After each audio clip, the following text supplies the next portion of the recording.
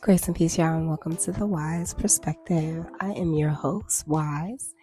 Thank you so much for being present today. Not for me, of course, not for me. You're not here for me.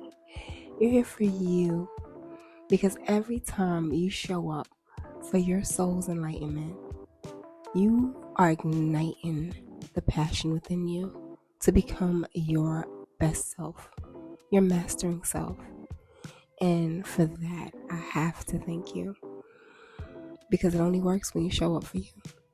All right, so let's get into today's episode. All right, so my writing today had a lot to do with the path to success. Right now, when I think about success, I think about doing the thing that my soul lights up for.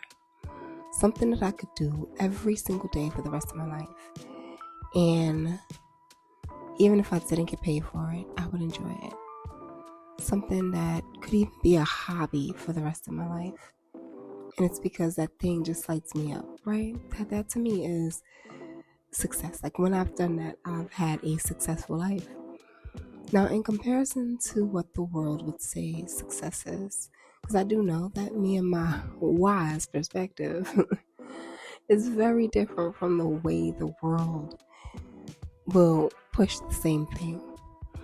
I've noticed that certain jobs get more notoriety than others. Certain positions, hitting certain monetary milestones, those things get way more recognition as far as what defines success than others. And that's what brought me to where I had to sit down and obviously start recording. I wonder how many people in life are confused as to why they don't have the success, quote unquote, that they see on someone else when they are doing the same thing they're doing. And it's way less of a passion for them, but you're working hard, but you don't see that same success. And I wonder if they understand whether or not they actually sought after something that was for fulfillment, or if they sought after what that thing was supposed to give them, or the perceived fulfillment, that success in a sense. What is your why when it comes to what you're choosing to do? Like, okay, so I know a lot of people who get into the music industry because they love what the music industry stands for way more than they actually love making music.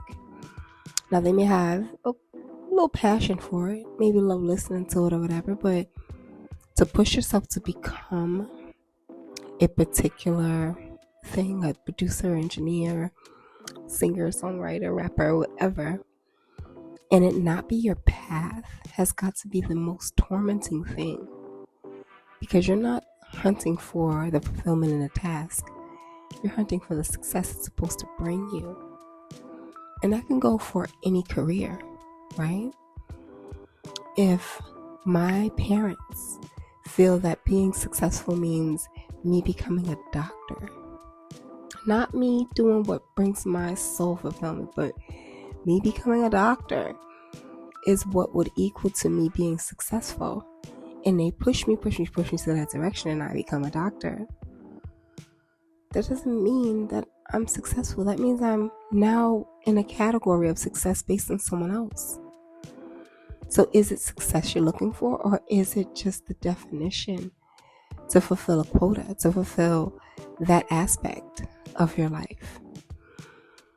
This is where I'm actually wondering if we're making a mistake when it comes to how we push ourselves, our children, our generations, our lineage to perform certain things, when we're not even sure if the guidelines we're giving them is the one that works best for their soul.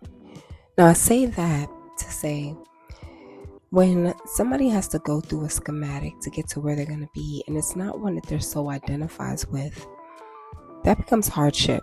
Like, you're carrying emotional, mental, spiritual baggage to get you there that isn't necessarily for you. Why do I say that? Because some people may be able to take college courses to learn everything that they need to know and then go into the profession that they need to go into in order to get there. But then there may be someone who specializes in the same thing, be built to do the same thing as that person. But going to college to get a 4-year degree, 8-year degree isn't the way that person would need to go about it. We've now handicapped the person who doesn't need all the additional to get to the root, because we're saying that in order for you to even be classified as a successful master in this, you need said documentation, and that's what proves your mastery. That kind of steals the fact that this person was supposed to go down this path. If God created it for them, of course, he created the blueprint, he's gonna get around whatever anybody else puts in place. But if God created the blueprint, well, we just say, oh yeah, they can definitely have it, but they're gonna have to do X, Y, Z and jump through hoops, and then they can be considered what you said they are. That's just how it formats for me. I don't personally believe that you need to go to college to be someone who is good at what they do. I know people who are natural born psychiatrists, no degree. Their whole life is about helping others understand themselves, understand where they need to heal. This is a gift God actually puts in people. You don't have to go to school to get this.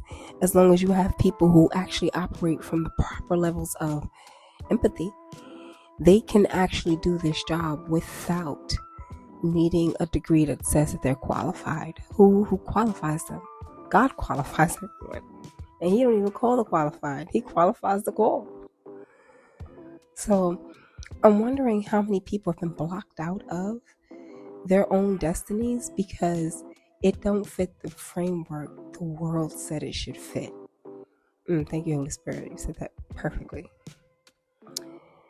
Because imagine that, being blocked out of your destiny because you don't fit the framework the world said you need to fit in order to get it. Many of us are here because we are experts at life. We're experts at healing. We're experts at teaching someone else how to heal, showing people what it looks like to do so. And it's the world that says, well, if you're an expert, I need to see something that says, show me your papers. Show me your papers. And that for me it's a very difficult thing to actually hold as the truth. Because honestly, I've gotten way more therapy out of a quality friend who actually operates, like I said, from that level of empathy, that level of compassion, that unconditional love space in the Dakota Song. And because they operate that way, they showed me aspects of me that I couldn't see in me because I needed a mirror. I needed a proper reflection of what I was seeing. And I've actually sat in a therapist's office where the therapist actually told me she could not help me because I was too smart. You already know what you need to know. You're not crazy, girl. You know what you know. And she's like, listen, every time you show up here, I'm literally just getting paid to hang out with you and I enjoy our conversations. That's literally what I was told by a therapist. She was like, you a therapist. Shoot, you buy a therapist, she said. And we literally had to laugh about this because we were just vibing.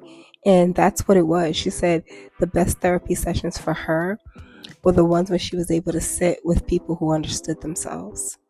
And all she had to do was let them continue to understand themselves and validate the fact that they're fine. They're completely fine. That the fact that they know themselves, they're leaps and bounds ahead of everyone else in the world. And your understanding of self is the reason why when others try to gaslight you or try to manipulate you into thinking you don't know what you know, that's why you get frustrated. But when it comes to learning self, I still needed to understand what didn't work for me, what I didn't need. I will definitely say, like, I know of a lot of children actually who go through schooling systems, and it's so difficult for them. Due to autism, ADHD, all these things obviously that we're labeling, that I personally have gotten my downloads on the fact that they're not even illnesses. A lot of them are just spiritual all the way around. And until you teach that type of child how to use their spiritual gifts, how to understand self, how to operate, they just have a difficult time trying to navigate using the system that is being given. That's exactly where I was going to go. When you see that in a child, why do we only have one schooling system? We know that there are some, if not many, children who have difficulty in school, where they're taught, sit in a chair, write on a piece of paper, here is a pencil, and listen to instruction this way only. There should be several different ways a child is taught, since we know that there are several different ways that people prefer to be taught. We got the hands-on person who needs you to show them but allow them to do it, and then it sticks with them for life. You got the person who can just read things out. They're very instructional. Once they have the understanding mentally because they can visualize, they now have the information. We have people who need to record, who will write things down, and after writing it down and mentally processing through the movement of the pen, now they understand what's going on. With all these different variations of how people learn, why are there still only one system that's being taught? The same goes with when you become an adult and you have to navigate choosing what's going to bring you success. It's hard to operate from a place of, I want to go to this destination, I'm trying to become this, when the world will maybe look at that thing as, well, that's not high enough. If you had to compare it to how others operate, you feel lacking. So then you don't go with what is calling your soul. You go with what the world says should be calling your soul. This is why so many live unfulfilled lives. Why they have jobs that they work that they absolutely don't ever want to be at. Every day they come home, they literally are just working to be able to sustain the home front. And it's disappointing because we want more for ourselves. We want more out of life. There's so much more that you can gain from life in general, that choosing just that is choosing the bare minimum. So I guess that would be my question for tonight. How do you find your place of success when your success may not look like what the world deems as successful? And can you still believe in that thing even if the world says no, even if the world doesn't? If the pinnacle of your life is to become a garbage man because maybe your father was one and you just always love the concept, that could be literally what your calling is, because you never know where it's going to go later. God works in the most beautiful, mysterious ways.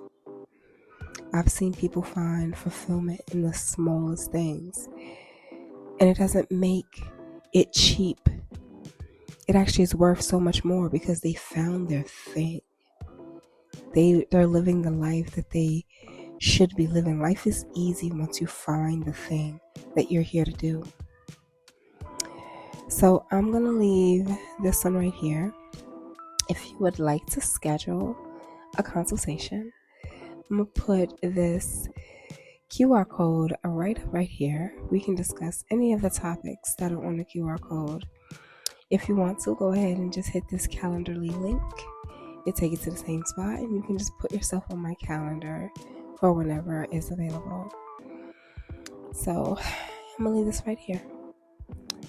definitely feel free to drop the answer in the comments. How do you navigate your soul's calling over what the world tells you should be calling you?